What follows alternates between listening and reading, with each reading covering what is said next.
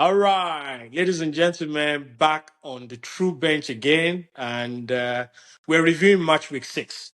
Match week 6 already comes with a lot of headlines, and I'm going Yep. to going to mention a few of them. Who would believe that Liverpool will eventually lose their first game to Crystal Palace? Crystal Palace is now the only unbeaten team in the EPL after match week 6. Incredible, right? Haaland already has 8 goals. That guy is turning into a beast again. 8 goals in 6 games, and it doesn't look like he's stopping anytime soon. The whole league has to figure out a way to stop him. Mr. Amorim at United has lost another game yet again, right?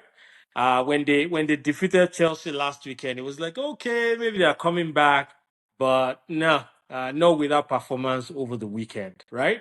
Aston Villa, they finally won. They finally won a game, right? They they put up an impressive show over the weekend, 3-1 against Fulham. So that's good to hear. But before we go into all this, let's we have a guest. Let's hear from him. Would like to know you by just your first name. Tell us the team you support and how long you've been supporting the football club. Well, it's great to be on Tech Roundup, especially this amazing program I've been following. True bench, crazy stuff. Yeah. Really good analysis.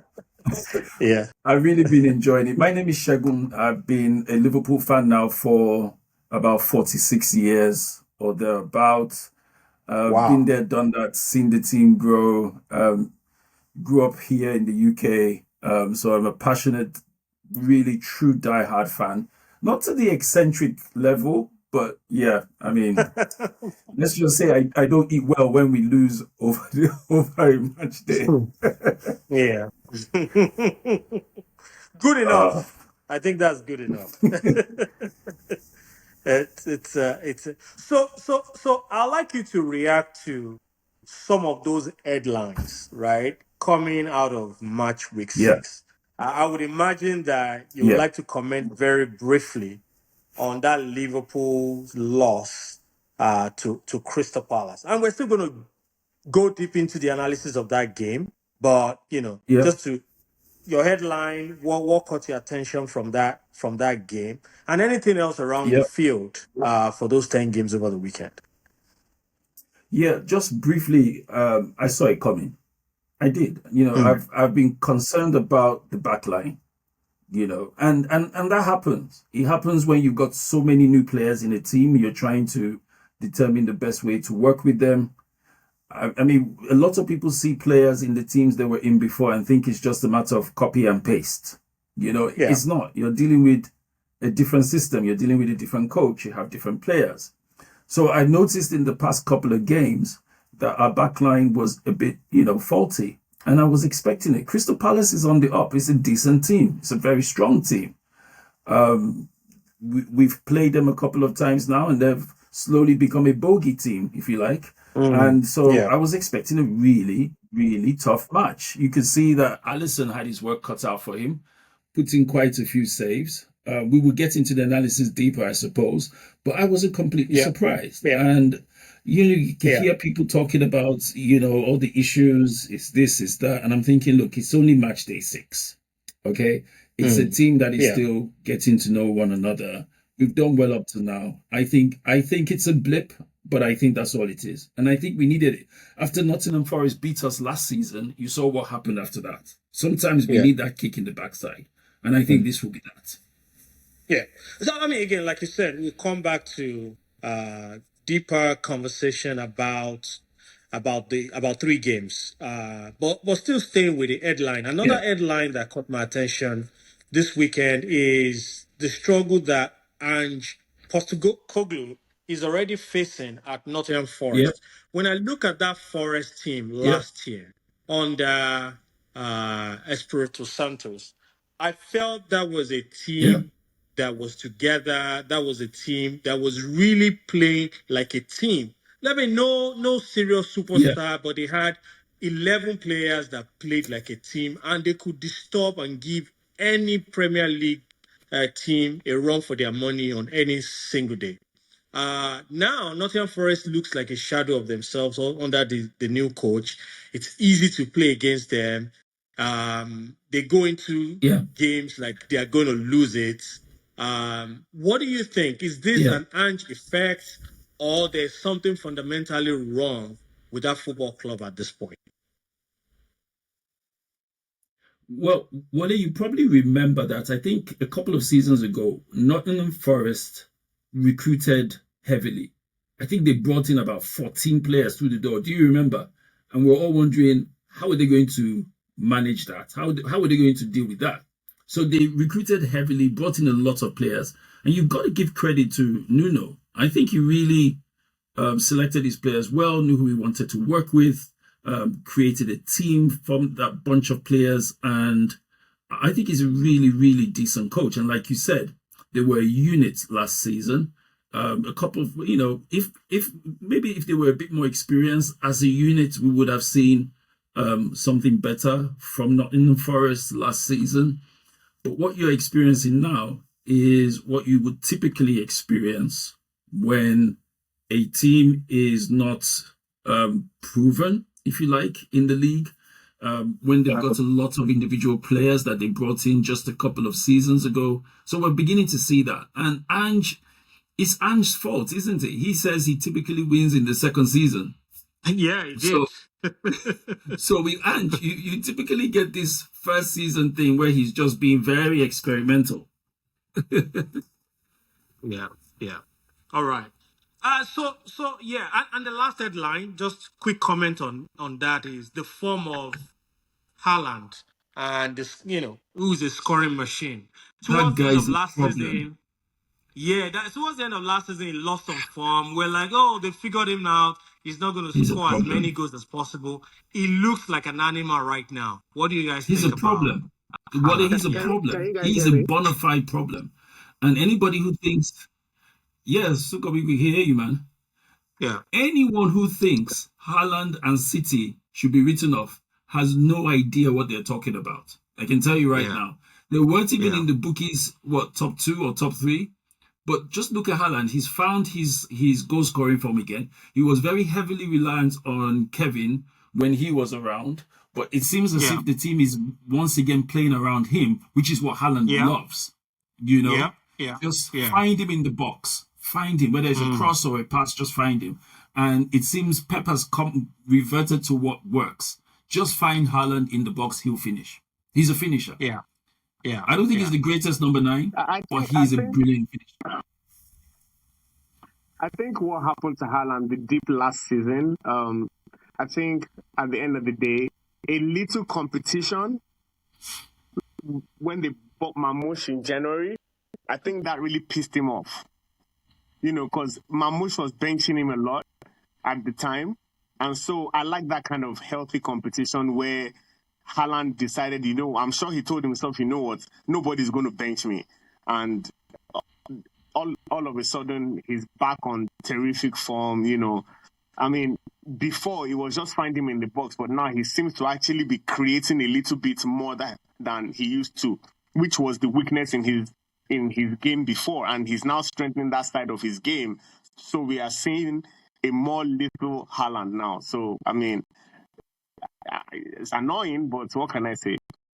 It would be annoying yeah. for you guys, wouldn't Yeah, it? absolutely. I mean, like I said on the show last weekend when we were reviewing I think it was the Arsenal City game, and we spent some time talking about the goal Alan scored, which was a new dimension to his game that I didn't see. Yeah, The speed, the yeah, way he left Gabriel yeah, for dead, the way he yeah, controlled himself so that he didn't go offside when the ball was eventually released to him, and the way he yeah. took the goal.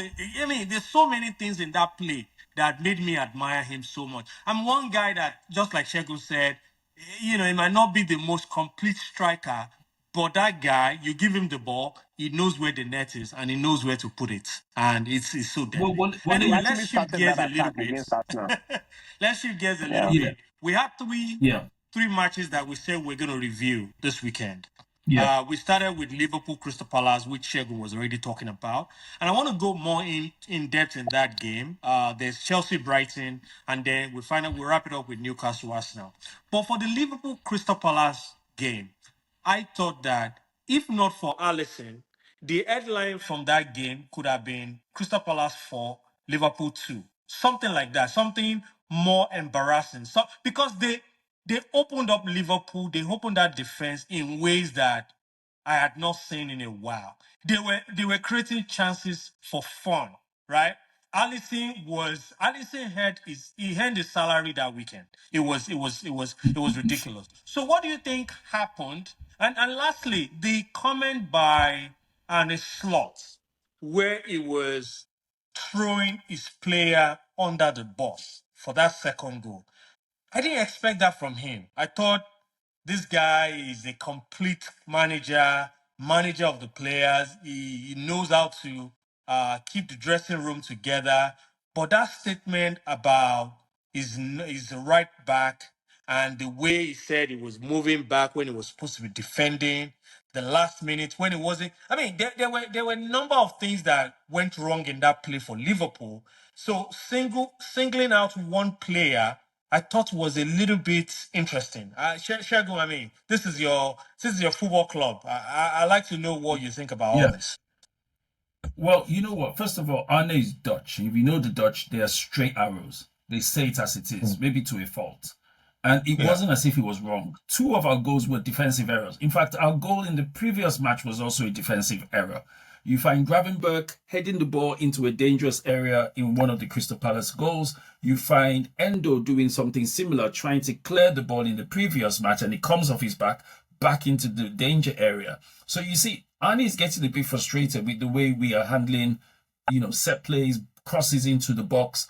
And at some point in time, a manager needs to just say it as it is. He's not typically, you're right, he's not typically the kind of person to throw anybody under the bus, right? But these defensive errors are quite glaring. I think Konate had his worst game that I've seen in a Liverpool shirt against Palace. And I don't know if that's because his head has been turned with all the talk about Real Madrid. I think he's not playing up to scratch. Sadly, our new boy is already in the clinic. And Gomez can have a really good game on his day, and sometimes he doesn't. Bradley hasn't. Look, I think Bradley and Kirkes on the two wings are trying too hard to step up. They're trying too hard. Whenever Szoboszlai is playing right back, he does a really decent, solid job, which a defender needs to do first. And our goals are leaking simply because of the back line. Kirkes is trying too hard. Robinson, that everybody thought would leave because Kirkes had come in, has had pretty decent games in comparison.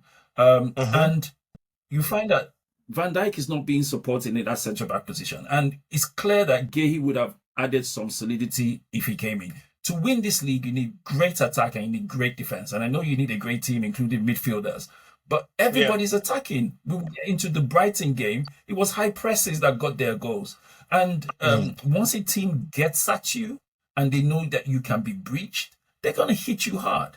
And anybody that does that with Liverpool will see success, especially now because I feel we're like in gear 1 or 2, which is perhaps the consolation for me. I know that if we kick in and all our players kick in and we move on to another level, we will be as dangerous as they come. And that will come in time. I'm hoping Arnie can do that. This is a real test of Arnie. Maybe last season was a fluke for some, but this will be the season that tests his mettle as a coach. So I don't think it's all gloom and doom. I think it's clear that some defensive errors took place. It's important for him to mention that. Maybe it was a bit off character and off color for him to do that before the cameras. But he's that kind of guy. He will substitute you before halftime if he needs to. Yeah, he's done that. Sukkie, do you have any comment on that game? Yeah, so for me, on a lighter note, I think what we saw with Arne Slot with this game is a function of Liverpool's luck running out, right? So he's noticed all these defensive frailties. There's a lot of defensive vulnerability with with Liverpool. You guys, of course, Liverpool has the firepower. Let's not from midfield to attack. You have the firepower. Again, Van Dijk is no more that player he was 5 years ago. He's getting older, and honestly, Van Dijk is the heart of that defense still, even now. So obviously, in the previous 5 games, we've seen Liverpool grind out a win. They've been grinding out wins, right? And when I say grinding out, you know what I mean. They've not been winning games. They've not won any game comfortable. Maybe the Bournemouth game. I think it was Bournemouth. That wasn't comfortable either, actually. But go on. Exactly. Look, at the end of the day, I wouldn't say that. See, you can choose to drive at 30 miles per hour. You can choose to drive at 100 miles per hour. It all depends on why you're taking that speed. If I don't need to do gear 5, then I don't have to do gear 5. And it's a long season, and you're in 4 competitions. I think as fans, we want to see heavy metal every game, all the time. We want to see 3-0 and 4-0. But I've been in this game long enough to know that the object of the game is to win. But I wouldn't say I disagree with that, because at the end of the day, the objective of the game is to win. But it's not like Liverpool will go ahead and then 1-0 and they protect that lead. No, they believe in coming from behind. We don't protect the lead. And you just said it. The objective of the game is to win. But you won't always win games 2-0, I get that, but I'm saying in the first 2 months at the end of the day, and the slot is now frustrated because at the end of the day, the loss has come. The loss has come. Yeah. If you won that game, or maybe if you drew that game, he's probably not so critical. Right? But now all the frustration from the previous 5 games is coming into this game. So, I agree with you. I agree with you completely. Yeah. And earlier I said that it was the Nottingham Forest game that gave us a kick in the backside last season. And I think this will be that this season. I watched the training sessions of the guys. I watch them when they're in the gym. They're just, in my view, they're a bit too relaxed. But then again, I realize that it's a long season. So for me, we round up this Liverpool Crystal Palace game. But for me, I think the headline I've seen from Liverpool this season is solid team. They are the champions. They brought in a few good players who are yet to blend into the team and will take some time for us to see their best. Yeah. I think they have defensive frailties. Just like Sukkie said, Van Dijk, who is the main man, is not the Van Dijk that was, the champion, 3 seasons ago and last season. He's slower, like any professional player will when they age. Konate is the guy who is supposed to provide the speed, athleticism. So when you lose him in that middle of the park, it could be problematic. The fullbacks, I think they will get into it, just like Segun said. I think they're doing way too much too quickly to impress the manager, maybe. Yeah. But I still think that Liverpool is a pretty solid team. They've come up with some wins that you could say, they're fortunate. But is it like Segun said, it's a long season. Let's see what comes out of it. Let's go to another team that season after season we've been saying long season will get better, and that's Chelsea. That Brighton game was very frustrating. It looked. I was about to say that game must have really hurt you. It did, because it was like they were cruising. Like, they had that game under control. They scored a goal. They were cruising. Brighton was at, they were holding Brighton at, arm's length. And all of a sudden, that mistake happened. That team is a young team. They will make mistakes. That mistake happened. Yeah. They got that red card. And boom, the game changed. And that is how difficult the Premier League can be on any given day. And given that it was a red card just the previous week that caused the disarray at Old Trafford, it was very, very terrible. So it's like 1 point in possible 9 just after 6 weeks. I'm scratching my head. Top 4 fight, here we go again. Even if we're going to be in that fight. What do you guys think? If you are scratching your head, what should I be doing? Sukkie, you want to go first? For me, let's talk about United. This weekend, Sukkie. You'll be scratching your scalp I didn't want to in wear this shirt. United. I didn't want to wear this shirt today. Oh. I didn't want to. I won't lie to you. I didn't want to wear this shirt today, but it's okay. So for me, the Chelsea Brighton No, game, you have to now. we No are matter seeing rain or shine. we are seeing where Brighton now. I know Chelsea had the game under control. Absolutely, I don't disagree. But Brighton, there's something about Brighton. This is the second game where you write them off, and all of a sudden, something will happen, a tactical change, like the game we saw where they brought in against Manchester City, where they brought in 3 subs at the same time, and the game completely transformed, where City was in control. Yeah. And that's kind of what happened here as well. It wasn't a tactical change, but at the end of the day, the red card came and they took full advantage of it, as they should. And for some reason, Welbeck decided that was the game where he wanted to show that he's still a good striker. And unfortunately, when those kind of things happen, it's just a total, that there's nothing you can do about it, unfortunately, because Chelsea did play well, to be honest. I'm not going to say Chelsea didn't play well, so. Well, I agree with you, Sukomi, but I want to bring 3 points out of that Chelsea-Brighton game. Point number 1. Wally said it earlier. Chelsea is still a young team. Let's face it. And a lot of players have come in and out of the door. And I think we expect a lot of a team. It's not a name that is playing football on the pitch. It's people. And people are going to have to get used to each other. And maybe we saw in the Club World Cup, over expectations. We said, oh, wow, they've gone to win in a European competition. They've gone to win in a global competition. And you forget that fatigue is a real thing. You forget that they're still trying to know each other as a team. And there is a lot of pressure. You and I don't really experience the pressure of a player in this country. It filters. It filters in. You really literally have to block your windows and block your phone every time you make a mistake. And these are people. They're not machines. It really filters in. And so when you have young people who are also having to manage their emotions, manage their ambitions, it's such a large squad. So you're afraid that if I don't do well, somebody else is just going to take my shirt. That's playing in the back of their minds quite a deal. Number 2, the high press. I mentioned it earlier. Brighton knew that they couldn't compete with Chelsea in their own third. They were going to have to stop the danger from the back with the high press. And they did that so well that it panicked them. So the foul on Diego Gomez, for instance, was an example. It was clumsy. It was just clumsy. And that's because there was a high press. If you notice, Diego Gomez wasn't even with the ball. He wasn't the one doing the high press. He just anticipated that if the other guy gets the ball, I'm in a great position. And that high press just, Chelsea struggled with it. And I feel finally, Chelsea really needs to just calm down. They're still a team in transition. And again, it goes back to the fans. Fans expecting things to happen all the time, every time. They're a team still trying to determine, I would say, their best 11 and their second best 11. And they've recruited really well. But again, it's just week 6. I don't know why everybody's up. Let's come back when it's week 16 or week 17 and let's see where we are. Yeah.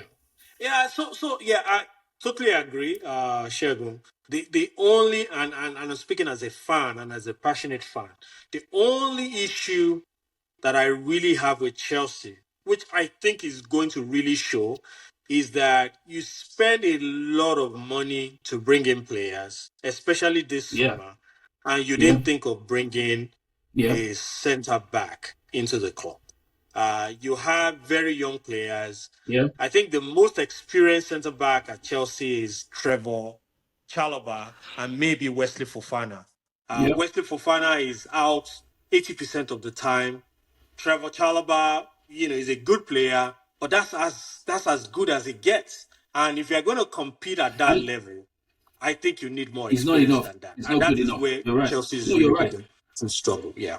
You're right. And Chelsea in the past 10 years or 15 years always had seasoned defenders. Defenders. Exactly. They were almost always in the England team.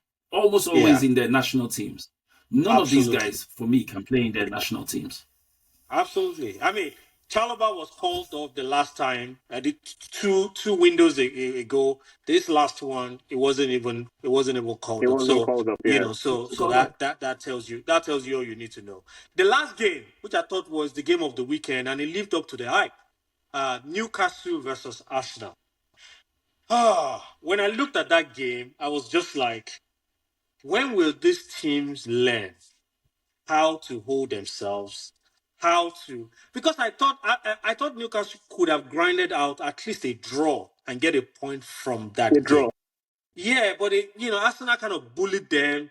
This free kick and corner kicks are becoming a real thing again in the Premier League.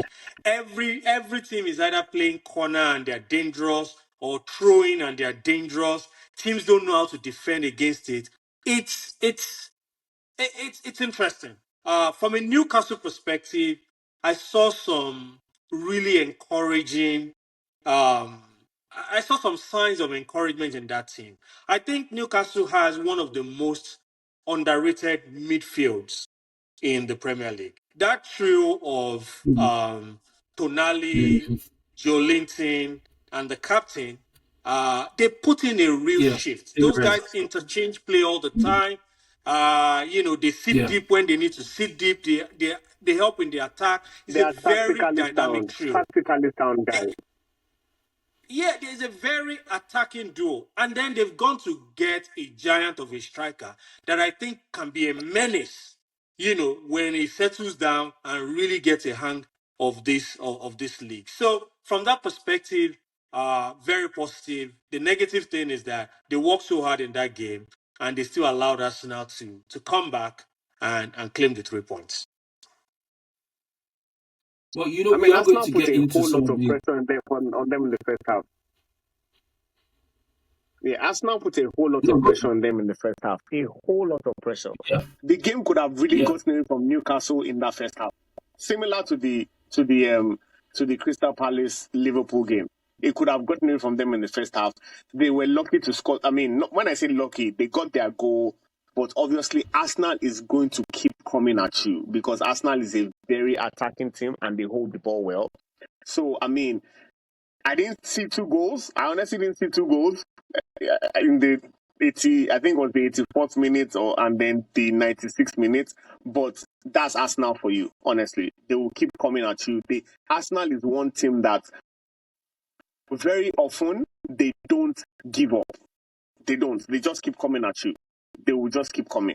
Whether they are down and out, they will keep coming at you. So, Arsenal was lucky. Just I quickly think before Segun gives his opinion on this, just to your point, I saw an interesting character from the bench, Arsenal during that game. In the last, the extra time added to that game was 8 minutes. In the 90th minute, just before the 90th minute, before the fourth official announced the number of minutes, Mikel Arteta was shouting to his players, 8, 8, 8, telling them that they have more time to win the game. And it was a mentality that I noticed. I said, wow, there's something about this team that everybody needs to notice. From the coach, like it was saying 8 minutes is enough time for you guys to win this game. enough time. And you have to go out and win it. I thought that was impressive from the manager. Segun, yeah. Actually, yeah. Well, you know what? I'm going to probably have Arsenal fans come after me. I don't think they've been good. I really don't. Yeah. I think they're very beatable.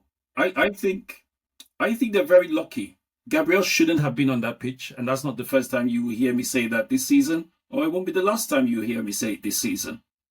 And granted, I think we will get into it, some of the incidents later, but I just think that Newcastle switched off. They switched off. We've seen Arsenal struggle this season with teams. We've seen Arteta go very defensive against teams he's not sure he can break down or win. They've got a very good squad. I think they recruited very well over the summer. But that's the thing. The frailties of Arsenal will come out when they are facing a team that will also go at them too. That will see 8 minutes as just enough time for them too, as it may be for Arsenal. What happened is that in those 8 minutes, one team switched off and the other team electrocharged. Now imagine that that's the Champions League. Imagine that you're playing with better opposition. You think that other team is going to switch off? I don't think so. I think Newcastle lost that game as opposed to Arsenal winning it. I think so too. I think so too. I think they could have at least gotten a point from that game. But hey, Arsenal, I agree that they've been beatable, but I also think that they have a winning mentality so far this season that maybe they didn't have last season and the season before, and that could That's make just a lot of down to difference this season. That's down to desperation, Wale. That's down to desperation. If Arteta does you not may win need- anything you this need something season, to- you he's need something out to of win. Liverpool, isn't that kind of similar to what Liverpool has been doing? You don't think? No, don't even compare us. Don't put us in the same postcode. Don't put us in the same postcode as those Londoners. Until those guys win the Champions League, they shouldn't even be. They're not in the same postcode. Just leave them. Arteta is under a lot of pressure. So I don't expect Arsenal to do anything other than go for every game. They've not won jack in recent times. Yeah. So if you think they won't play for those 8 minutes, you must be joking. The pressure is on them. Even Tottenham have won something. If you're in London and Tottenham has won something before Arsenal, look, guy, I'm telling you, I visit that city and Spurs fans are rubbing it in their faces. Of course they're going to 8 minutes. Of course he's going to shout on the pitch. Of course they're going to celebrate a point like it's the Champions League final. They're under a lot of pressure. Don't forget Crystal Palace too has won something just down the road. Exactly, Sukkie. Exactly.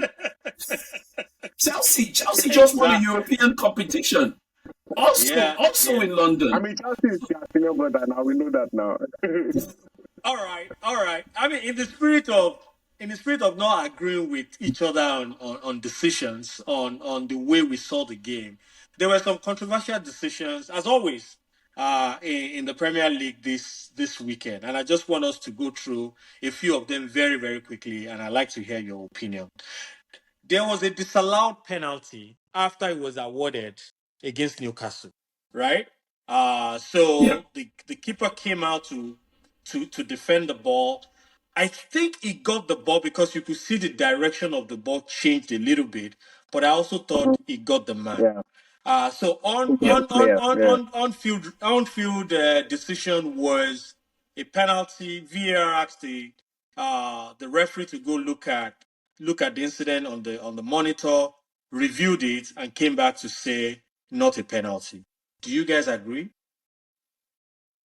It was a penalty all day long. I think the penalty should have stood. Personally, he took the player out. Yes, he touched the ball a little bit. The ball redirected a little bit, but he took the player out as well.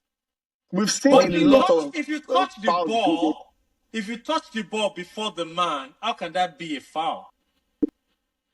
Look, the only problem I have with that penalty is the way Gyökeres flies through the air to exaggerate it. Yeah, he did. Exactly.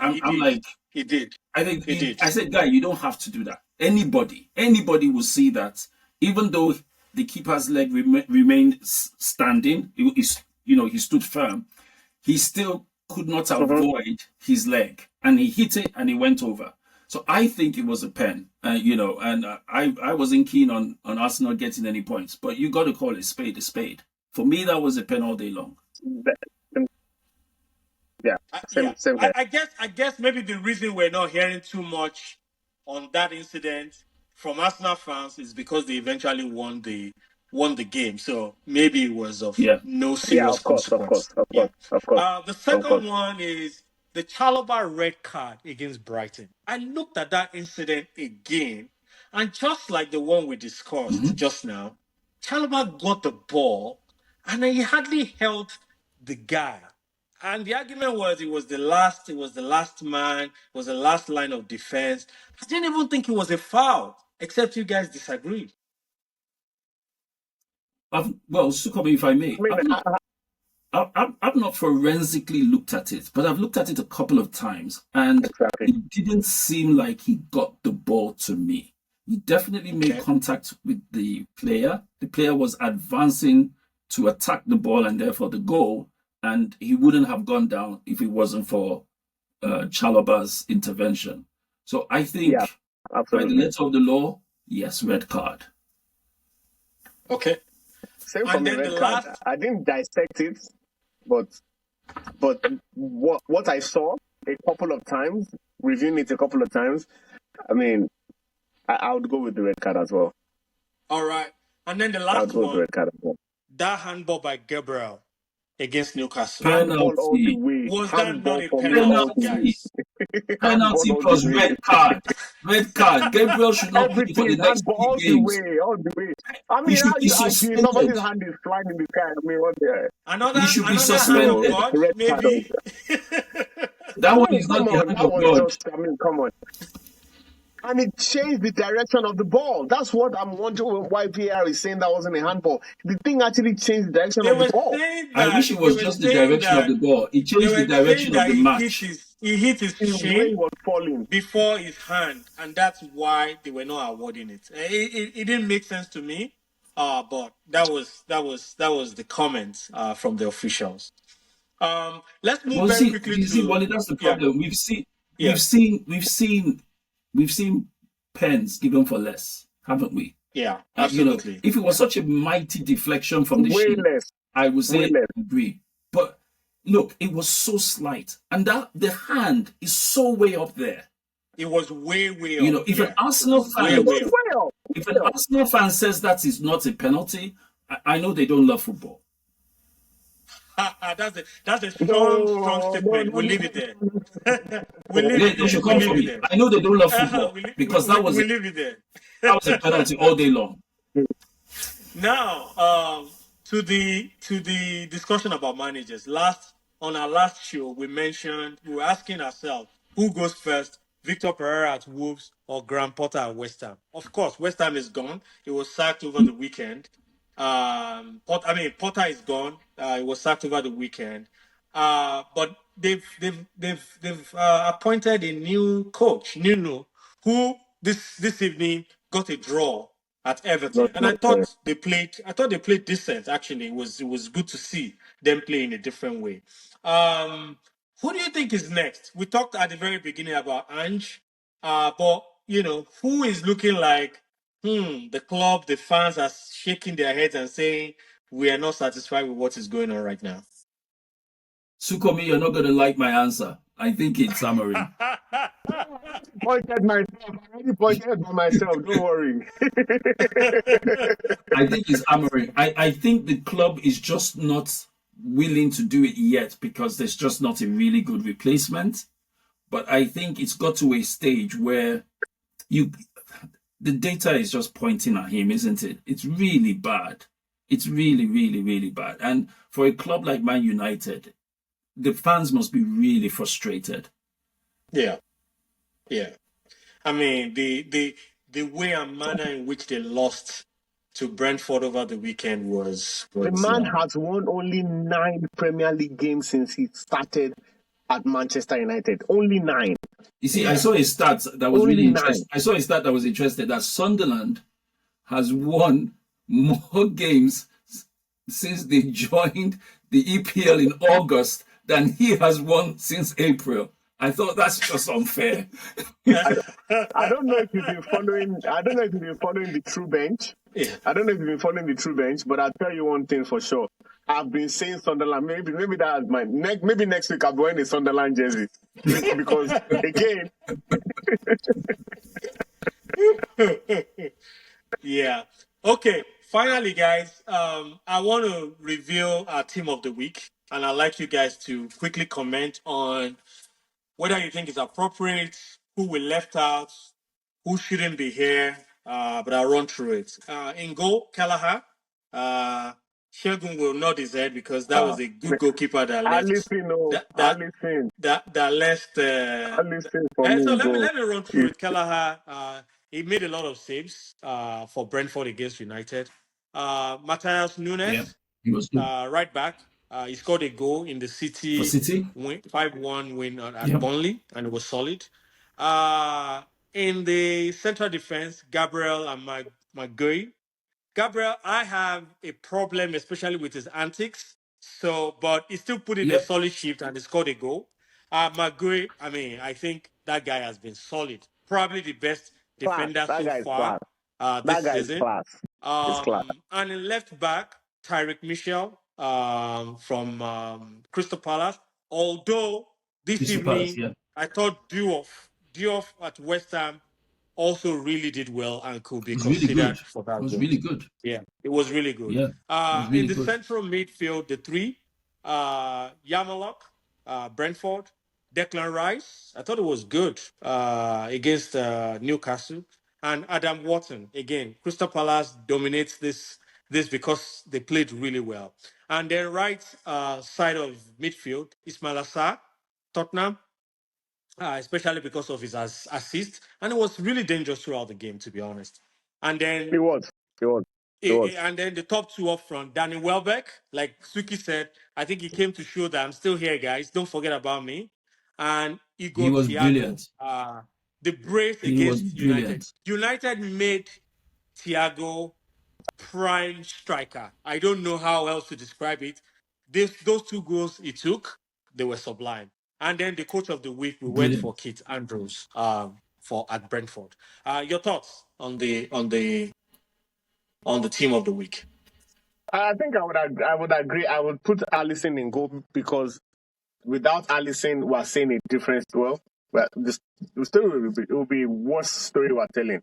You know, I mean, they still lost, but I think Allison was really good in goal. They lost, so I Maybe mean, because it's kind of they lost. Maybe that's why he's not there. yeah. Maybe Yeah. that's why it's not there. But Yeah. I think he really did well. Otherwise, I think I'd go with. The list is pretty solid list. You know, everybody in this position performed. Yeah. I would probably introduce maybe a controversial, choice instead of Igor, who was really, really good. I think Jordan Henderson is going under the radar in Brentford. I really do. Okay. He provided a beauty of an assist in the last match. He did another one in one of the previous matches. His experience has worked that midfield. He's an engine, so he's not necessarily visible in what he does. He's not glamorous in what he does, but he's been brilliant in that midfield. Do you And guys miss him? I think he's got. Do you guys miss him? I don't think we miss him per se because let's face it, Ryan Gravenberg has been something else. Yeah, He's absolutely. he's like a Rolls Royce. So that's the only reason why I say I would have loved him as a squad player, but I'm really impressed by the fact that he's gone away for so long in not as competitive leagues. Let's put it that way. He's come back and he's really producing for Brentford. And if not for nothing else, I think he deserves a shout. Maybe not team of the week, but he deserves a shout. Fantastic. I think we'll leave it there. It's been a fantastic conversation as always. Segun, thanks so much for. One thing I want to say before we round up is a player to look out for. Honestly, I've been saying this, Wale, is Joshua King for good and bad reasons. He's young, so his decision making is not that, and now he's beginning to show signs of a player that dives. Now he's gotten 2 yellow cards for diving. But I think at his age, the confidence he has taking the ball against the opposition, I think he's a player to look out for. But, I just wanted to call that out. Yeah, maybe the reason is, Fulham were totally destroyed this weekend, so nobody was really looking at their play. But that's noted. So, guys, thanks for your time. Shagun, fantastic conversation. That Liverpool perspective was invaluable. Hope to bring you back soon, guys. If you enjoyed this and you want to follow, you don't want to miss any content from True Bench, just click on the subscribe button. Until next time, we keep watching. We'll see you next time.